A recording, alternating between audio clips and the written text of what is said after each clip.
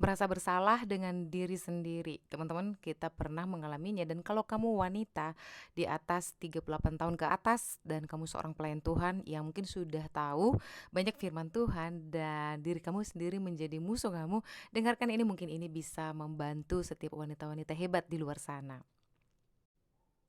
Teman-teman, saya lagi belajar dan sedang mempelajari ya yang namanya pramenopause. Nah, kita di dalam wanita mau nggak mau akan masuk ke sana. Jadi bukan menopause-nya ya, pramenopause itu proses menuju kepada menopause.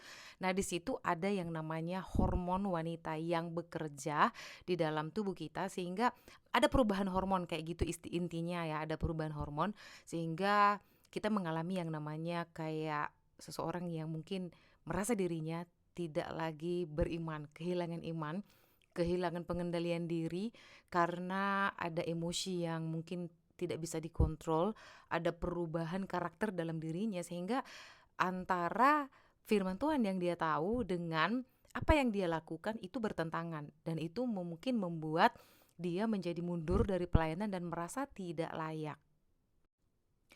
Nah, teman-teman, itu sebenarnya adalah pramonopause. Sekali lagi kita akan bahas ini dan saya rindu, yuk kumpul yuk, ketemu yuk orang-orang atau wanita yang melayani Tuhan, tahu firman Tuhan, tapi pernah mengalami hal kayak gini. Jadi mengalami ada emosional gitu ya. Nah, sebenarnya itu adalah sesuatu yang normal aja dalam kehidupan kita. Jangan sampai mundur dari pelayanan karena keadaan tersebut. Dan sekali lagi mungkin ada beberapa wanita yang tidak mengalaminya, tetapi kalau ini kamu alamin, kamu nggak sendirian, kamu tidak sendirian dan sekali lagi jangan merasa bersalah, jangan merasa berdosa, tapi terus dekatkan diri sama Tuhan. Justru dalam kondisi seperti itu kita perlu Tuhan.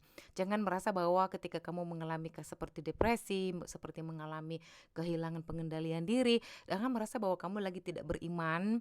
Kita beriman, hanya ada sesuatu yang kita tidak boleh kontrol dalam diri kita, itu oleh perubahan hormon dan kita perlu Tuhan untuk itu. Coba itu jangan menjauh. Kalau ini Eva di tempat kamu, yuk boleh cerita di komen apa aja yang ciri-ciri yang kalian bisa alamin.